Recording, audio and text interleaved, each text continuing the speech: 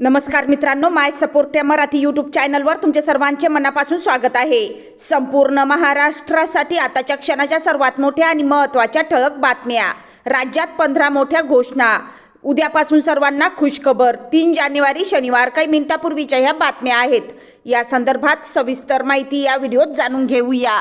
तत्पूर्वी तुम्ही माय support Marathi YouTube चॅनलवर नवीन असाल तर खाली दिलेल्या लाल रंगाच्या सबस्क्राइब बटनावर क्लिक करा आणि समोरील बेल आयकॉन क्लिक करा, जेणेकरून महाराष्ट्राच्या ताज्या बातम्या तुमच्यापर्यंत सर्वात आधी पोहोचतील। तर चला सविस्तर बातम्या जाणून घेऊया।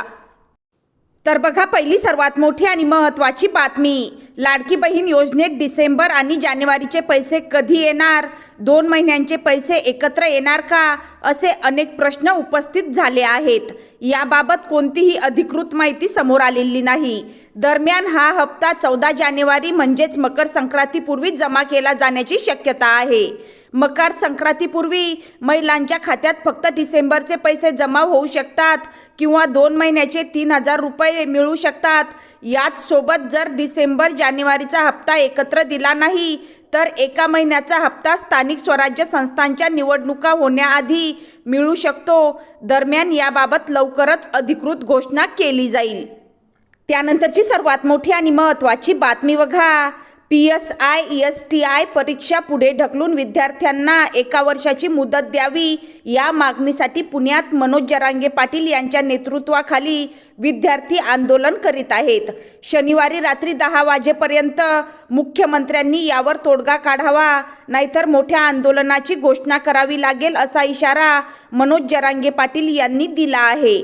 जोपर्यंत प्रश्न सुटणार नाही तोपर्यंत नदीपात्रातून उठणार नाही, अशी भूमिका मनोज जरांगे पाटील यांनी घेतली आहे। सरकारने मागण्यांकडे लक्ष दिलं नाही तर महानगरपालिका निवडणुकीत मोठा फटका बसेल, असंही जरांगे पाटील म्हणाले आहेत। या आंदोलनामध्ये शेकडो विद्यार्थी सहभागी झाले आहेत। यावेळी आंदोलकांनी पाटील पाटील अशा घोषणा दिल्या। त्यानंतरची सर्वात मोठी आणि महत्त्वाची बातमी बघा। 2014 साली मुख्यमंत्री व गृहमंत्री म्हणून कारभार स्वीकारल्यानंतर राज्यातील पोलिसांना उत्तम व सुसज्ज निवास सुविधा मिळाव्यात, असा संकल्प केला होता। त्यानुसार पोलीस हाऊसिंग कॉर्पोरेशनला प्राधिकृत करून आवश्यक निधी उपलब्ध करून देण्यात आला। आज प्रत्येक जिल्ह्यात मोठ्या प्रमाणावर पोलीस निवासस्थानांची निर्मिती सुरू करण्यात आली असून पोलिसांना घरे दिल्याचा आनंद वाटत आहे। दरम्यान पोलिसांना आणखी सुविधा देणार असल्याचा विश्वास मुख्यमंत्री देवेंद्र फडणवीस यांनी दिला आहे। त्यानंतरची सर्वात मोठी आणि महत्त्वाची बातमी बघा। महाराष्ट्रात मराठी भाषेची सक्ती राहील, इतर कोणत्याही भाषेची सक्ती केली जाणार नाही। मराठी भाषा ही केवळ भक्तिगीतांपुरतीच मर्यादित नसून स्वराज्य निर्मितीच्या काळापासून समाजाला दिशा देणारी सशक्त भाषा आहे। मराठी भाषेला राजभाषा म्हणून लोकमान्यता मिळवून देण्याचा संकल्प सरकार पूर्ण करेल। आमच्या सरकारने महाराष्ट्रातील साहित्य संस्थांमध्ये हस्तक्षेप केला नाही। मी मुख्यमंत्री आहे तोपर्यंत ते होणार नाही। साहित्य क्षेत्रांमध्येही राजकारण आणू नका, असा चिमटा मुख्यमंत्री देवेंद्र फडणवीस यांनी काढला आहे। दरम्यान भारतीय भाषांना विरोध करणारे विदेशी भाषांना पायघड्या का घालतात, असा खोचक सवालही मुख्यमंत्री फडणवीस यांनी यावेळी उपस्थित केला आहे। त्यानंतरची सर्वात मोठी आणि महत्त्वाची बातमी बघा। त्रुटी दूर करून 15 जानेवारीपर्यंत संच मान्यतेची प्रक्रिया पूर्ण करण्याचे आदेश शिक्षण संचालनालयाकडून राज्यातील शाळांना देण्यात आले असून दिलेल्या मुदतीत संच मान्यतेची प्रक्रिया पूर्ण न केल्यास संबंधित शाळांचे वेतन थांबविण्यात येईल, असा इशारा शिक्षण संचालनालयाकडून देण्यात आला आहे।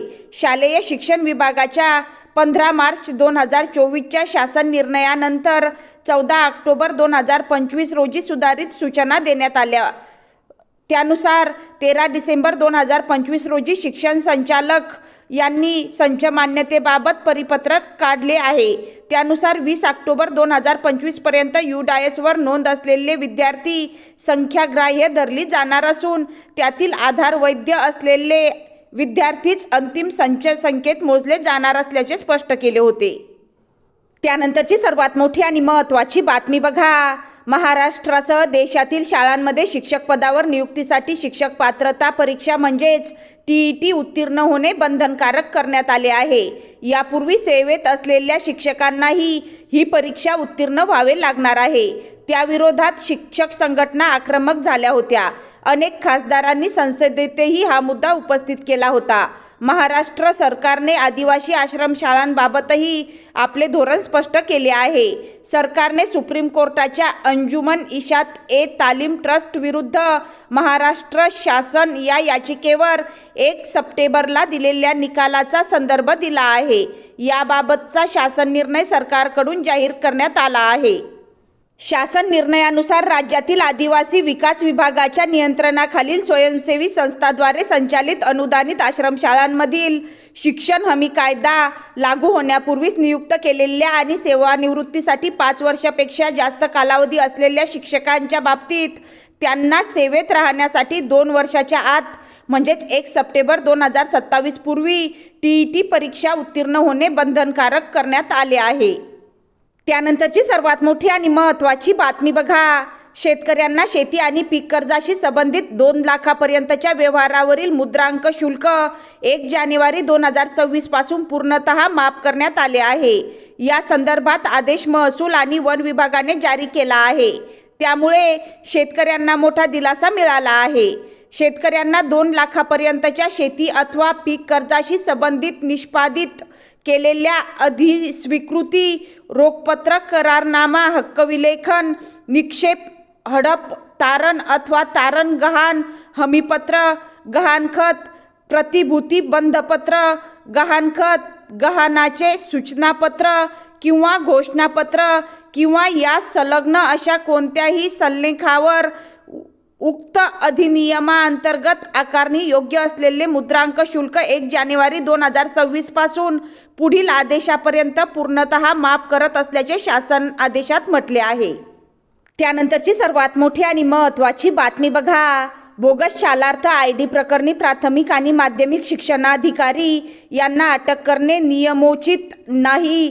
नियम, कायदे, नैसर्गिक न्यायाच्या तत्वांना डावलून होणारी पोलिसांची कारवाई अधिकाऱ्यांचे मनोबल खच्ची करणारी आहे.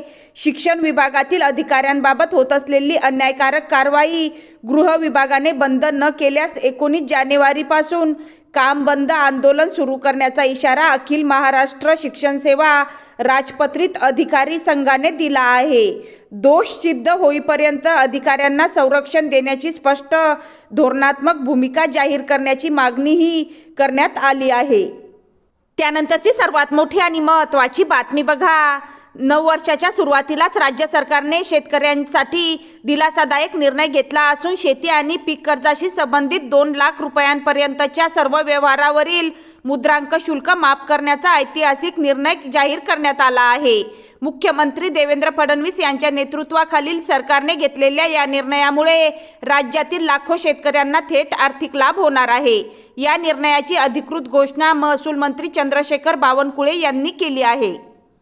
सध्या शेती क्षेत्र अनेक अडचणींचा सामना करत आहे. वाढती उत्पादन खर्च, खत, बियाणांचे वाढते दर, इंधन दरवाढ, अनिश्चित हवामान आणि नैसर्गिक आपत्तीमुळे शेतकऱ्यांची आर्थिक कोंडी होत आहे. अशा परिस्थितीत कर्ज घेणे अपरिहार्य ठरते. मात्र कर्ज घेताना विविध कागदपत्रांवर लागणारे मुद्रांक शुल्क हा शेतकऱ्यांसाठी अतिरिक्त आर्थिक बोजा ठरत होता.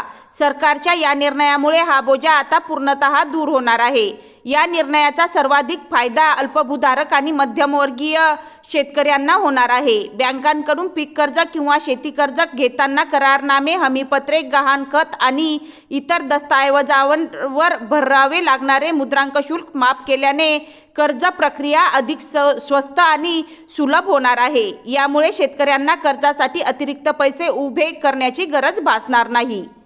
तर ह्या होत्या आताच्या क्षणाच्या सर्वात मोठ्या आणि महत्त्वाच्या ब्रेकिंग न्यूज. तुम्हाला जर हा व्हिडिओ आवडला असेल किंवा माहितीपूर्ण वाटला असेल तर कृपया या व्हिडिओला लाईक करा आणि हा व्हिडिओ आपल्या मित्रपरिवारामध्ये शेअर करायला विसरू नका. आणि हो, चॅनलला सबस्क्राईब करा. भेटूया पुन्हा अशाच एका माहितीपूर्ण व्हिडिओमध्ये. तोपर्यंत धन्यवाद. जय महाराष्ट्र.